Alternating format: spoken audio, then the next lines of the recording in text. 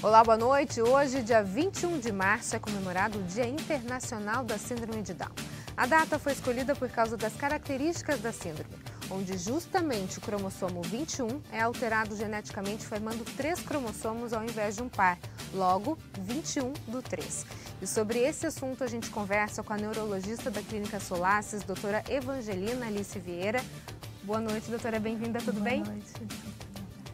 Também converso com a advogada ativista dos direitos das pessoas com deficiência, vice-presidente do CONDEF de Santos e presidente da Comissão de Direitos Humanos da OAB de Santos, Cristiane Zamari. Tudo bem, Cristiane? Bem-vinda. Tudo bem, obrigada, Roberta. Vamos falar sobre esse assunto tão importante, né, que a gente vive hoje, dia 21 de março, dia de conscientização da síndrome de Down. Para você, Cris, você é mãe do Bernardo, Sim. né, um garoto de 13 anos? Sim. 13 com síndrome de Down. Como é que foi receber essa notícia? Olha, num primeiro momento foi da pior maneira, né? Não recebi a notícia por pessoas preparadas, pessoas desatualizadas, né, da equipe médica, mas o que me fortaleceu foi ir em busca de informações corretas, fazer uma triagem na APAE de Santos, que foi fundamental para desmistificar tudo que eu tinha ouvido. Porque a gente acaba ouvindo muitas pessoas nesse momento, né? Como eu tive a notícia na gestação, muitas pessoas acabam querendo, né, até nos consolar de alguma forma, que não é o caso, não precisa, mas não sabem como lidar com a situação. E a gente acaba ouvindo opiniões diversas, né? Mas nada melhor do que a gente ir em busca da informação correta com profissionais que lidam com pessoas com síndrome de Down.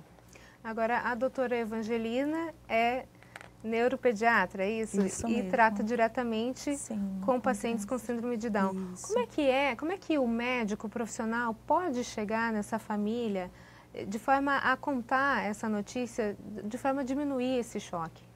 Eu acho que a gente tem que falar de uma forma bem tranquila e tentando colocar as alterações que a gente encontrou, por exemplo, se for num exame de ultrassom, se for no momento que a criança nasce. Então, tem que esperar o pai e a mãe juntos e mostrar as alterações e contar que são sugestivos, que se vai fazer um diagnóstico adequado, confirmação do diagnóstico e dar todo o suporte, porque não é só jogar a notícia em cima dos pais e largar. Então, falar que tem todo um acompanhamento, que é necessário outros exames para a gente ver outras alterações que a criança pode ter e que saindo dali ele vai ter toda uma orientação, um acompanhamento, que existem grupos, né, que cuidam desse tipo de deficiência, que podem dar um suporte para a mãe, para o pai, com psicólogos, né, e outros profissionais. Inclusive, hoje em dia, existem muitos grupos virtuais de De pais, apoio, né? dos mais velhos, dos mais novos que estão chegando, existem blogs. Eu conheci vários blogs interessantes na época, quando me acolheram virtualmente. E as famílias, eu acho que são fundamentais nesse momento, né, para que passem uma realidade. Sim. Né? Não aquela utopia de, pode acontecer isso, aquilo. Né? Nada melhor do que quem vive para poder acolher os pais que acabaram de receber a notícia. Seu primeiro desafio, depois que recebeu essa notícia, ou quando o Bernardo nasceu, qual foi? Quando o Bernardo nasceu, eu tive o desafio de conviver com ele dentro de um hospital durante 10 meses, os primeiros 10 meses de vida, para a gente lutar contra uma leucemia. Além de algumas alterações cardíacas que ele tinha e hipertensão pulmonar. Então, ele lutou bravamente pela vida, estivemos do lado dele. E ele venceu, está aqui com 13 anos, mas foi um desafio assim, que me mostrou claramente o quanto a síndrome de Down não era doença, né? O quanto me afastou essa ideia que muitas pessoas hoje ainda falam erroneamente, né? Que é doença mental, deficiência mental, não é. Né? Doenças são totalmente diferentes da síndrome, que é só uma alteração genética e que não vão definir aquela criança, né? Agora, essa alteração genética, doutora, ela pode vir atrelada com uma série de doenças, né? Quais as doenças que vêm, que podem vir podem sugeridas? vir cardiopatia congênita, como aconteceu com o Bernardo, né? por exemplo, se o diagnóstico for feito no início da gestação, com 26 semanas de gestação, pode-se fazer um ecocardiofetal, que aí vai demonstrar algumas alterações cardíacas. Se tiver algumas patologias mais graves, malformações cardíacas, já dá para fazer o diagnóstico. E quando a criança nascer, o ideal é que seja num ambiente já com tudo preparado para aquela criança, né, que tenha uma boa UTI neonatal, se ele tiver um problema cardíaco, no local onde possa ser feito todo o atendimento. Né?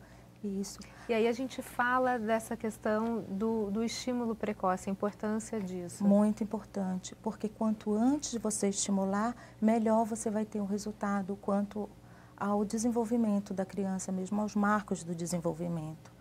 Então, quanto antes isso ocorrer, e também, ultimamente, tem se estudado muito em relação à nutrição. Sim. Né? E aí, se a criança, por exemplo, se a mãe está grávida, fez o diagnóstico durante a gestação, porque às vezes isso só acontece no nascimento. Sim. Então, se ocorreu, e aí ela pode conversar com o ginecologista, com o nutricionista, para já começar a fazer o aporte nutricional necessário para que haja uma melhor maturação cerebral, para que depois o desenvolvimento da criança seja melhor.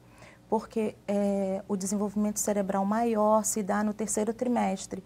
Então, no terceiro trimestre de gestação, o cérebro cresce mais ou menos 270% em relação ao início. Então, cresce muito no último trimestre. Então, se ela fez um diagnóstico precoce, por exemplo, nas primeiras semanas de gestação, em torno de 10 semanas, 12 semanas, por exemplo, né? E aí já dá para ela utilizar medicações, vitaminas, algumas coisas adequadas para a maturação cerebral. Por isso a importância desse diagnóstico precoce, Sim, né? muito. Que a gente vê às vezes, muito. Algumas mães, até por conta do choque, elas acabam negando essa situação e aí perde essa janela, né?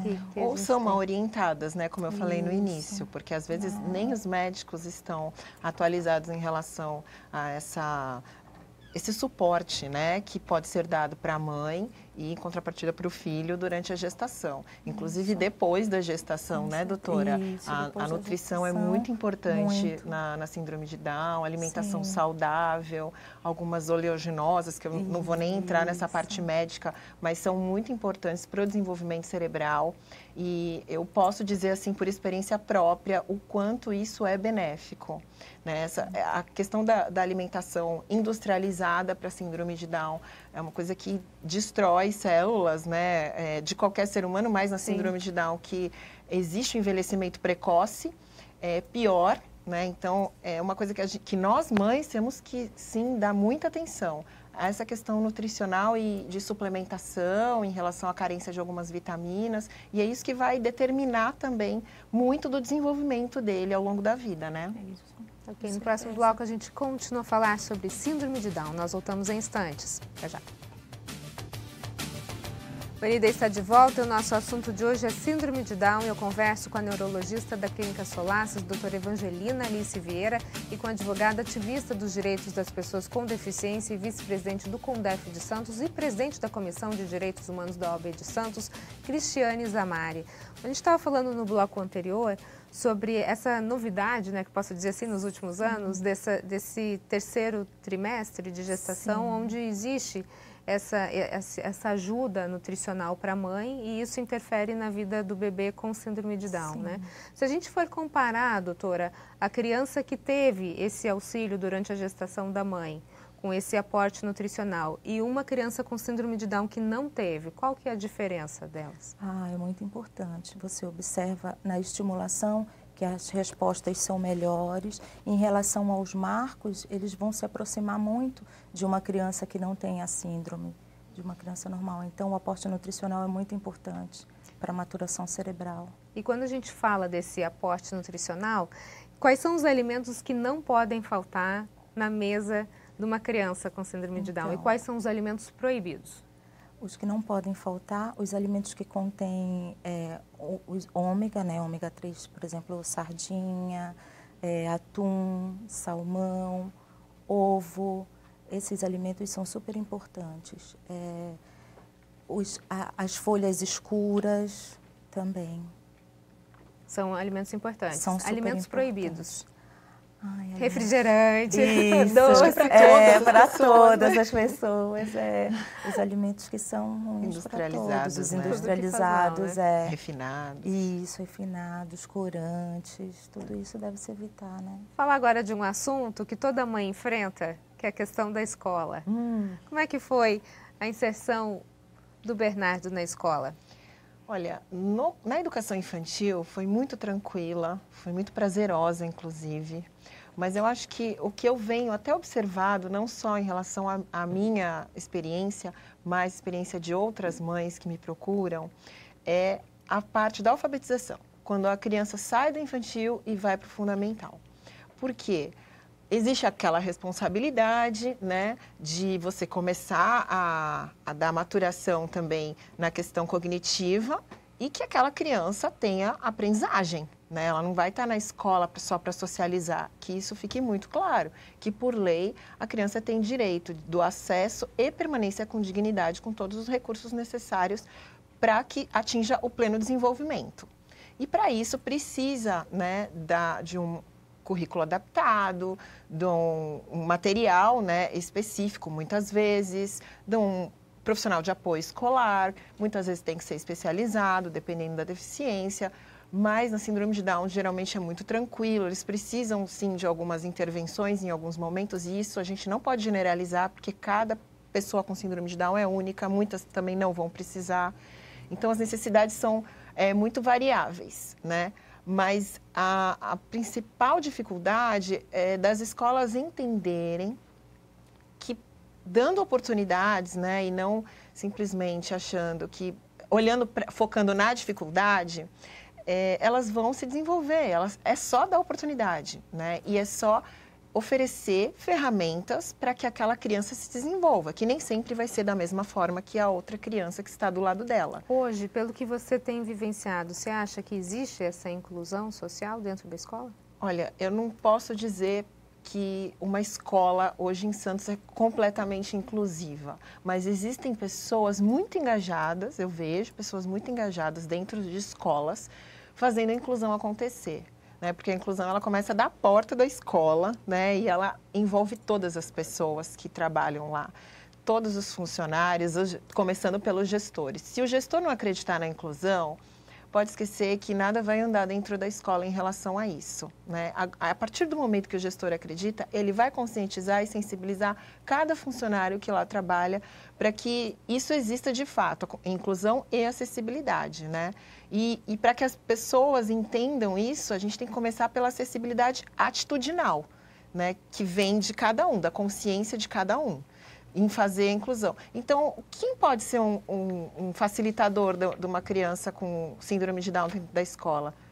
Todo mundo, inclusive os amigos. Aliás, mais importante do que tudo, conviver com os amigos, né? Então, ter esse convívio, esse contato, essa interação é uma chance tanto das crianças com síndrome de Down ou outras deficiências, como das sem síndrome de Down, de estarem ali crescendo e agregando num ambiente diverso. E aí, para ter essa convivência também, a gente precisa estimular a questão da autonomia da criança, Com né, certeza, doutora? Como que pode ser feito esse processo? Então, a autonomia se dá pela estimulação, pela terapia ocupacional, que ajuda na autonomia, em casa com os pais, né, e na própria escola. Porque a gente tem que pensar que tem que tratar a criança como qualquer outra criança. Então, o que pode para um, pode para todos. O que não pode para um, não pode. Isso, inclusive, quando a gente fala de disciplina. Com certeza. O tratamento tem que ser igual. Porque se em casa você tratar seu filho como diferente, como nos outros locais, você vai querer que as outras pessoas não o tratem. Eu adorei não isso. Não é? Então, tem que começar em casa. Em casa, seu filho é igual como qualquer outra criança. Agora, a Cris, além do Bernardo, tem uma menina. Tem a Valentina. A Valentina. É o tratamento igual para os dois, Cris? Igual. Igual, as cobranças iguais. Desobedeceu? Nossa, igual. É igual. A bronca é igual. E até a questão de as atividades da vida diária, de fazer tirar o prato da mesa, colocar, ser colaborador dentro de casa, né? Para que isso vá para a vida, para que eles levem isso para a vida, isso já começou há muito tempo lá na minha casa. Então, tanto o Bernardo quanto a Valentina já lavam louça, tiram mesa, colocam mesa, me ajudam dentro da cozinha, se tiver que fazer algum preparo, arrumam suas camas, enfim, a gente, assim, fazem o que qualquer criança ou adolescente, né, porque já estão agora na pré-adolescência, fariam na idade deles. Né? Então, para mim, não tem dificuldade em cobrar, em estimular. Na verdade, antes da cobrança, a gente tem que ensinar. Sim. Então, o estímulo é sempre dado, um incentivo. Isso qualquer criança, né? Exatamente. E ter certeza de que ela entendeu a ordem Exatamente. que se pede, né? Porque às vezes você cobra, a criança nem entendeu o que era para ser feito. Então, eu acho que para você cobrar, você precisa ter certeza de que ela entendeu qual é a ordem que foi dada a ela. E o primeiro passo é fazer junto, fazer com ela, né? E aí até perceber que ela compreendeu aquela responsabilidade, porque a gente tem que crescer com responsabilidades. Todos nós crescemos com responsabilidades. Por que seria diferente com o Bernardo, porque ele tem um cromossomo a mais? Seria fácil. Não é café com leite, né? Não é café com leite de jeito nenhum. E para que ele conquiste essa autonomia e para tudo que hoje a lei prevê em relação até à capacidade civil, né, que é plena das pessoas com síndrome de Down a partir da maioridade, que eles atingem a maioridade, como eles vão fazer jus a isso se eles não tiverem a maturidade necessária? Né, para poder abrir uma conta em banco, para trabalhar, para sair para trabalhar sozinhos, para se casarem, conhecerem alguém, né, serem felizes, terem uma vida plena, porque nós pais não vamos ser para sempre, né? Então, o nosso maior desafio hoje é mostrar para a sociedade que eles são capazes, mas eles precisam de oportunidades. E no próximo bloco a gente continua a falar sobre síndrome de Down. Não sai daí, nós voltamos já já. O ND está de volta e o nosso assunto de hoje é síndrome de Down. Eu converso com a neurologista da Clínica Solaces, doutora Evangelina Alice Vieira, e com a advogada ativista dos direitos das pessoas com deficiência e vice-presidente do CONDEF de Santos e presidente da Comissão de Direitos Humanos da OAB de Santos, Cristiane Zamari. A gente está falando sobre essa questão da síndrome de Down, né? Os desafios, as coisas que já foram vencidas. E, doutora, a gente sabe que quando vem um paciente com síndrome de Down, não é um único médico que atende, né? Existe uma importância de um trabalho multidisciplinar. Sim. Como é que é feito isso? Qual a necessidade de ter esses profissionais todos envolvidos? É necessário o acompanhamento multidisciplinar porque eles têm alterações em várias partes, vários sistemas, né? Então, por exemplo, uma criança com síndrome de Down já tinha diagnóstico, nasceu, é recepcionada na sala de parto. A partir daí, vai ser feita uma porção de coisas, assim, exames, ultrassom de crânio, vai ser avaliado porque às vezes eles têm refluxo gastroesofágico por conta da hipotonia, às vezes um problema respiratório também por conta da hipotonia. Então, quando chega, por exemplo, para mim, né, para o neurologista, eu vou avaliar o desenvolvimento neuropsicomotor, porque a síndrome de Down, ela altera, né, ela dá um atraso neurológico, às vezes neuropsicomotor, e a gente vai fazer uma avaliação e a partir daí a gente vai encaminhar para os acompanhamentos. Então, para as terapias que são necessárias, que é fisioterapia motora, às vezes respiratória, terapia ocupacional e a fonoterapia. A fono para estimulação dos músculos da mastigação, músculo da sucção, da respiração, né? E depois, quando eles começam a crescer no momento da fala, porque tem alteração nos músculos fonoarticulatórios por conta da hipotonia também. Então, é necessário que haja um treinamento nessa musculatura. Agora, a Cris deve ter passado por esse time de profissionais aí durante os últimos 13 anos, é isso, Cris? Na verdade, não durante os últimos 13 anos, porque eles recebem alta, né, doutora? É verdade. Tem a fisioterapia, a terapia ocupacional, a fonoaudiologia. Às vezes, né, a fono, o Bernardo continua, ele tem um comprometimento um pouco maior na fala, até por conta de todas as intercorrências, né, que ele teve no começo da vida, que não deixou com que ele fizesse a estimulação precoce, a estimulação dele foi um pouco tardia, né? Mas claro que a gente tem que avaliar o que era prioridade naquele momento, claro. E era a vida dele. Mas, como eu te disse também, vai variar muito de pessoa para pessoa com síndrome de Down. Existem pessoas com síndrome de Down que não têm a menor dificuldade na fala e vão ter uma alta muito mais precoce na fono. No caso do Bernardo, a gente ainda faz um trabalho com ele para estimular mesmo a dicção, a fala, por conta da apraxia da fala que ele apresenta. Mas em relação à autonomia e a ele responder, né, aos estímulos e aos comandos, ele está muito bem. Está super desenvolvido. Então, por exemplo, a fisioterapia, por exemplo, ele já não faz mais, né? Ele não tem essa necessidade. Ele já tem natação, faz natação, acho que as atividades elas vão substituindo por outras, né? Como nós aqui, outros desafios, né? É um processo, né? Exatamente, de maturidade mesmo, maturação, e eu acho que é importante a gente sempre estar oferecendo o esporte por conta da hipotonia, né?